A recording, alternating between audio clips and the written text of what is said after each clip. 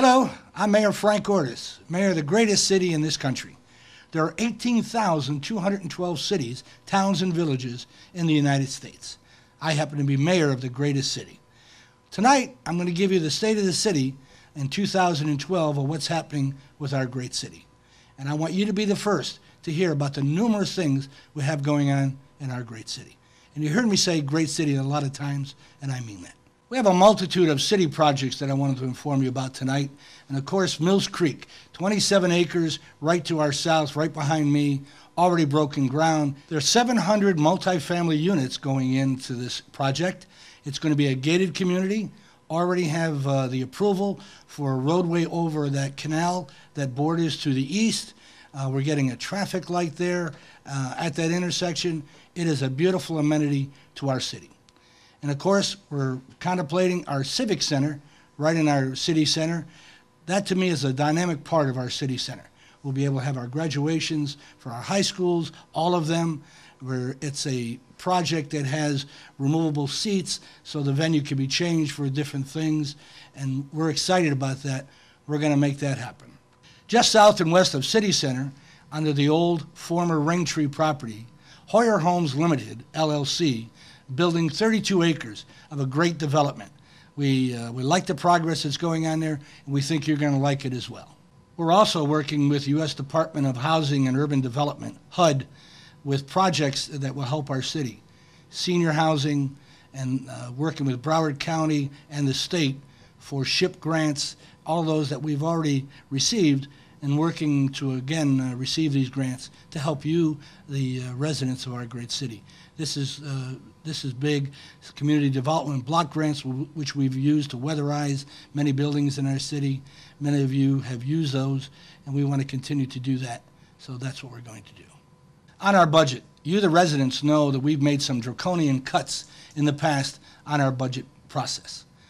We had double-digit cuts in property values in our city, and we continue to try to keep our millage rate low, but yet we must keep a productive, beautiful city, and of course that takes services and money. I want to personally thank the employees of our great city.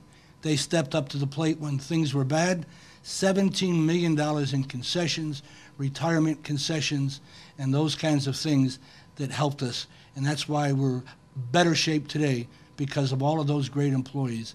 Then I want to thank them personally, and I think the residents of our city owe them a great gratitude.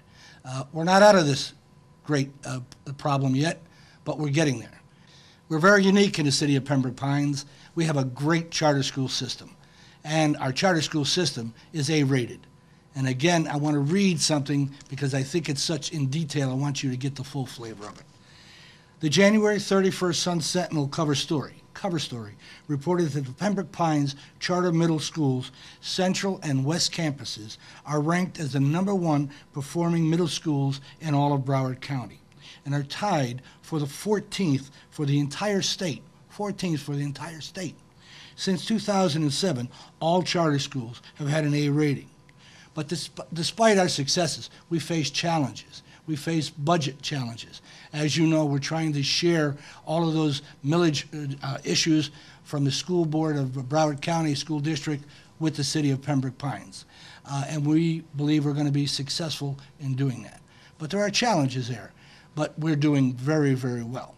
Secretary Arnie Duncan made a great visit to our city not too long ago. There were 400 people in that River Grass Susan B. Katz Theater, and all of our graduating seniors were there, and it was a great dialogue between the Secretary of Education, Arnie Duncan. And you're going to see a question that was asked by one of our seniors and the response by Secretary Duncan.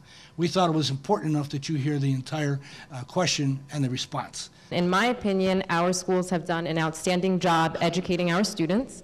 However, our schools have had to operate with less financial support than our public school counterparts because the local school districts do not share the tax dollars that they receive for capital projects. Some states require the school districts to share this money, and some states, like Florida, simply say the district may share the money. My question for you is, as the Secretary of Education over all 50 states, couldn't you make a rule that every state must share the tax dollars with the charter schools or face losing federal funding?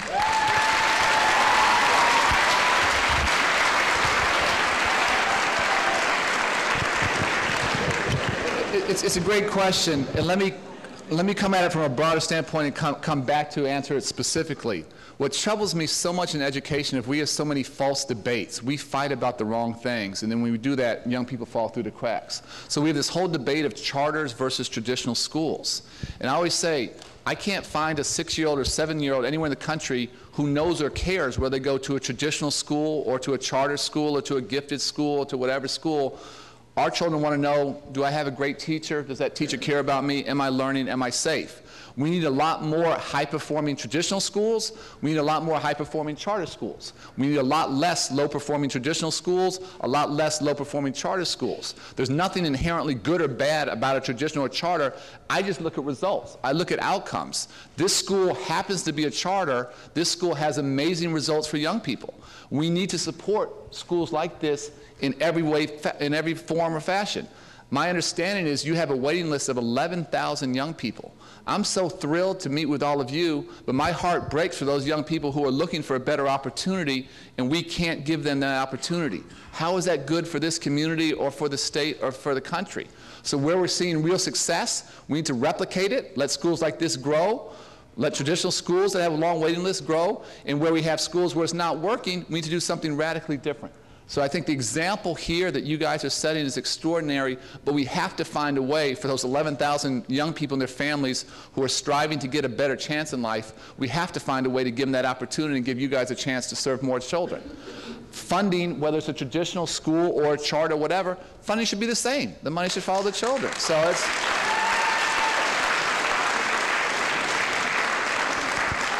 To have a double standard or to not treat everyone equally doesn't make sense. So the heart of your question is, what can we do at the federal level to work on that? And it's a challenge. You may know we're sort of the minority investor in education. Our funding is usually 8 to 10% from the federal level. Usually about half comes from the state, usually about 40% the local community. But whatever leverage we can put in place to make sure that folks are being treated fairly, we want to do that. So I think it's a really good challenge to me. I need to think about what leverage we can use using our resources to try and work on that. But I think, again, collectively, teachers, parents, students, we have to get past this charter and non-charter debate. We have to be for great, great public education in this country. We have to challenge the status quo when the education isn't good, and I think we all have to unite behind that. We fight about all the wrong things. It's part of the reason other countries are passing us by. Again, our charter schools are the best. We think education in our great city is paramount and important. You remember, a good leader is a good reader, and a good reader is a good leader. The future is ours. Education is key to our future. That's what we continue to tell our great students in our schools in Pembroke Pines. And regarding our businesses in the great city of Pembroke Pines, you know, 92% of the businesses in the state of Florida are small businesses. We need to realize that, and we have. We're doing expediting permits for our businesses. We're very active with our Pembroke Pines Miramar Chamber of Commerce because we want to be a business-friendly city. And that's important. So we've looked at our codes, our parking codes. We've looked at all of our sign codes. We're trying to make it easier for shopping centers while within the scope of a uniform sign code, so we have everything uniform. That's important to me in this commission, and I think important to you as residents as well. We want to make it easy for those shopping centers and strip malls to attract businesses. We don't want to have vacancies in those stores. That doesn't do us any good, none of us. So we want those full, and we're getting that way. We've got some new businesses in Pembroke Pines. Aldi Markets, Discovery Clothing Company, H.H. Gregg, Western Beef, Walmart, and Whole Foods opening in March. Very excited about those. New restaurants, Brews Room, Sports Grill, great, great place. Salsa Fiesta, Cheesecake Factory, and BJ's Brew House. Wonderful new restaurants, and we want you, the residents, to support those restaurants and shopping centers. We want you to do that because that's how they're going to succeed. You know, 93% increase in businesses in Pembroke Pines through these restaurants, small business. We're very, very happy about that because we will be the destination where businesses want to come. Businesses want to come to cities that have good education, good fire departments, good police departments, and good departments where they can get expedited permits and signage from their cities. That's what we're about, and that's what we're going to be about in this great city. Keeping our residents informed, that's key to this city commission. We want you to be informed. We realize you can't make every city commission meeting. So what we've done is we're doing live stream now. You can go right on your computer and get our commission meetings in progress the next day. And now on channel 78, 16, and Uverse with AT&T, you can see all of our proceedings live. And we're very happy about that, so you know what's going on. This city wants to have transparency, and the only way we can do that is to make sure you're aware of our agenda. Now, keeping our residents informed. We're spotlighted. We've posted online at www.ppines.com, 4-page newsletter. We've got a welcome brochure to all of our new residents, phone numbers that are important to all of in our city, and our City Connect. Our city newspaper is mailed to 63,000 residents and businesses. A digital version is also available on our city website. I'm so happy to report to you that our great city has again received numerous awards. Nationally, locally, we continue to pile up on those awards because of you, the residents, and this great city commission. Michael Stamm, Planning and Economic Development Administrator, was given the Economic Development Leadership Award from the Greater Fort Lauderdale Broward Alliance. Congratulations, Michael. The city of Pembroke Pines hit a trifecta at the Aging and Disability Resource Center of Broward County. Broward County's 32nd Annual Board Advisory Council Installation Dinner. Our own Jay Schechter, Director of Community Services and Housing, was awarded the Project Personality. How fitting for Jay Schechter. Project Personality of the Year.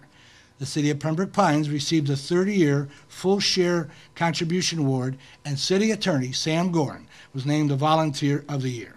And State Representative Matt Hudson was recognized also at the council installation. The Americas for the Arts, America's leading nonprofit organization for advancing the arts and arts education. And the United States Conference of Mayors announced that Pembroke Pines, and I received that great nomination and great award up in Washington, D.C., we received the 2012 Public Leadership in the Arts Award. And I received that award, but it's because of our great Art and Culture Committee and all of the residents and everyone who dedicates themselves to art and culture every day. 10 years after tragedy struck the United States, the city dedicated the 9/11 Memorial at City Center on September 11, 2011. The memorial features the 5 statues created by artist Felix Gonzalez and the marble sculpture created by artist Ben Menashe that holds the girder from the World Trade Center. In October of 2011, in the shadow of Pembroke Pines City Hall, the city created its very own community garden. The community garden was the inspiration of the Landscape Advisory Board chairperson, Gloria McCluskey, and was built through donations by Home Depot, AmeriGrow, United Tree Service, the Scott's Company, and Old Castle. On November 11, 2011, the city dedicated the Veterans Memorial during their ceremony at Pembroke Pines City Center. The event marked the unveiling of the memorial opposite the 9/11 Memorial that debuted in September. The black obelisk bears the seals of the Army, Navy, Air Force, Marines, Coast Guard, and Merchant Marines. The base of the memorial will be surrounded by bricks that can be purchased for veterans of any U.S. war, along with the active duty service members. So again, on behalf of our great city, thank you for all you do for our great city. We're very proud of you, very, very proud. This has been the State of the City for 2012. As you have heard, many things have transpired. Many things will be transpiring in 2012. We can only get there with your help. I'm going to try to lead the best I can, and this great commission will do their part. But we need your part.